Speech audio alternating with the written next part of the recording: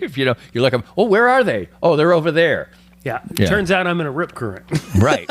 So it was great fun. It was wonderful fun. The whole trip was fabulous. We went to the Warner Brothers Studios, which I can highly recommend. It sounds cheesy and touristy, but it was fantastic, and the whole thing was great. I had a horrendous cold, but at the start, but I don't let things like that bother So you me. talk about how you're never sick, right? Yeah, And this is like, And I've known you we've been friends for probably 7-8 years now. I mean, it's been a while. right, yes, about 6 years. And that is the Only first time Yeah. I've ever seen you like actually sick. Yeah, Like you sounded like shit. I did. I sounded like a frog. But my wife actually got angry with me because I'm like, we're on vacation. She's like, are you sure you want to go do this tonight? And I'm like, of course I do. What are you talking about? Yeah. And I'm like, so what? I'm a little, I got a cold. Big deal. She's like, why don't you just admit you're sick? I'm like, no, I have... I'm going to do what we're going to do. I'm going to go to this restaurant, this beautiful restaurant. Yeah. I'm going to have a good time. Was the food good at the famous restaurant, the movie place? Well, yes. We had a fabulous time at each of the restaurants. We ate at Musso and Frank's, which is a famous Hollywood haunt, and the service there, that was really old school. And then we went to Formosa. That's another famous one.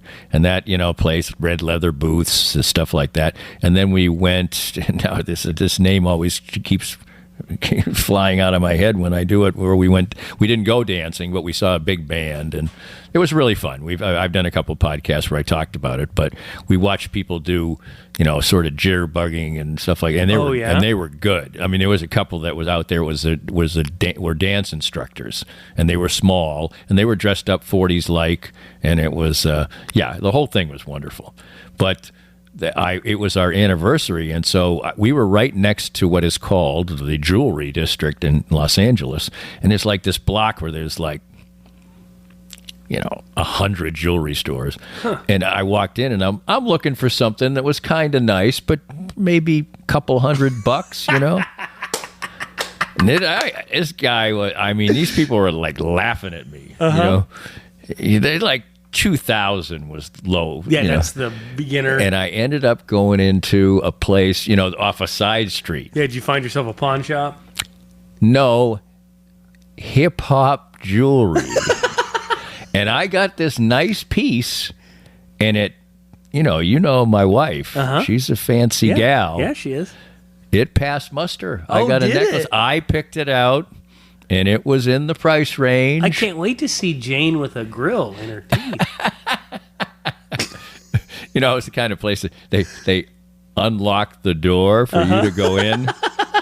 That type of place. Well, Danny, we've talked about lobster rolls, and you said that's a summer dish, and so I have a final question for you. Okay, and is this the big surprise this is question? just what I wanted to talk about. All right. Today. Okay. So that's a summer dish. Mm-hmm. I don't know that we've ever covered some of the summer dishes I've had. Youth, 4th of July.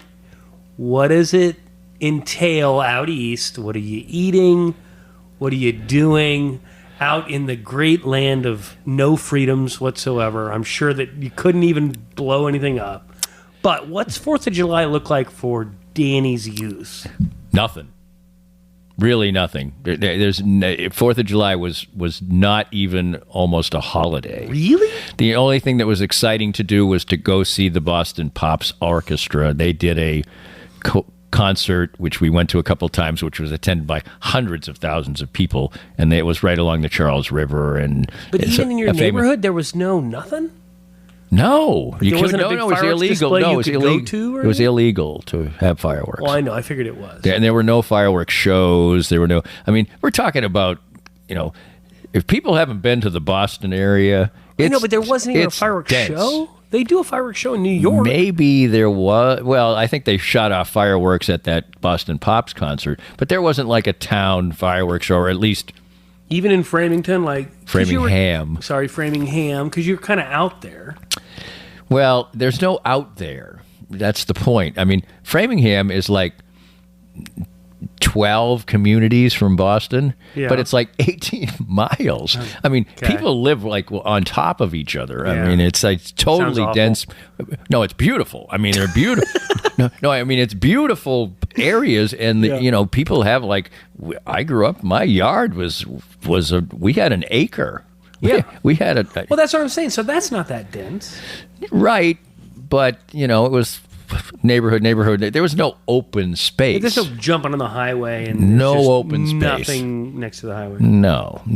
I don't. I have zero 4th of July memories from when I was a kid. Maybe we got what do they call those little sizzler things? Sparklers. Maybe some snakes. That was no snakes. And maybe if you were like a bad person. Somebody might blow up stick Like a black- M80 in a frog's mouth. That was like big fun. That was about it. Blow up a frog. I didn't do it. I hated those things. I was a little. I'm not saying I was like Sheldon, but I was a smart little kid. Yeah. And so to me, blowing up a frog. I'm not doing any animal cruelty, Right. Danny. No, but an M80 that was about as big as it got. Nobody even had a little, like for instance, when I was married to my first wife, her sister and their husband have a little farm outside of Lawrence. Yeah. Not even that little. They have horses and they had a good fireworks thing every year. It was good. I mean, because it was basically as good as a real big one because the fireworks only went 100 feet in the air, so they were right close. It was great. So I do, but I think I know I've mentioned this in multiple platforms. I got fireworks out when I did the T-Bones because there was a firework. It was minor league baseball. There were a fireworks show like almost every game. Really? And my whole goal was to scurry out before the fireworks show was over. Yeah, because usually there's 4,000 people in a fairground style ballpark, and they're all going to go out one entrance. Yeah. And I'm moving on to, I'm going from Sioux City to Fargo that night, Oh my God. So anyway, no childhood memories. No. Interesting. So we've learned that people in Massachusetts don't love America. Got it. well, most people think that anyway, so I don't think it changed any minds there. But what day is it now? So see, like there are a couple things that it didn't resonate in my life pretty much at all, especially after I was, a few years old and I didn't care about these type of things. I almost never even realized when Easter's coming up. And if the 4th of July wasn't called the 4th of July, You wouldn't know the date. until things started blowing up, I would say, "What's going on?" Oh, Danny. So I'm kind of missing out. People think that you're a fuddy-duddy, and they're wrong. You're They're not. totally wrong. Yeah, But it's phrases like that make people think that you're a I like to. fuddy-duddy. My wife sent me an email the other day. It was 10 old-time phrases that'll make you sound smart. Well, they were really English-based. I should have, maybe I'll print this up and we'll do it on the thing. Because they were so obscure and they weren't even funny. Like, Where does fuddy-duddy come from? I don't know. But, earlier Fact you check. said something that my dad used to say all the time. And I was going to point it out at that moment. Right at the beginning of the podcast. But anyway, I can't. But he used to say all these stuff that, gangsters used to say in the movies and stuff. And he used phrases, I'm going to drop you like a bad habit, and stuff. Oh, rock bottom. You're right, rock bottom. No, it was something else. But anyway, so I got a lot of my old-timey phrases because my dad was a very repetitive person in using the same kind of phrases a lot. And I use them ironically, like fuddy-duddy and stuff like that. So they're. If you hear me say some, old-timey phrase, it's ironic. Well, I got called out the other day when I said dadgummit. And I said, I'm trying to bring dadgummit back. Right. All right? Because I'm trying to not curse so much, Danny, right? In my advanced age. Right. I'm like, it's not distinguished. I'm trying not to curse as much. And so I'm in more mixed company that's more hoity-toity, right? Right. Which word does hoity-toity come from? Fact check. There you go. And so I'm trying to use dadgummit, ironically. I think dadgummit's a good ironic phrase. I had a friend who is long since passed away now. He's a teacher. But anyway, he was a very, very spirited individual. We used to but he was a great guy. Everybody loved him, but he was different. But when he got excited or he was happy, he would say, "Yes, God damn it, yes." That was his exclamation of joy. Like, he'd make a putt or he'd hit the home run in Stratomatic. He'd go, "Yes, God damn it, yes."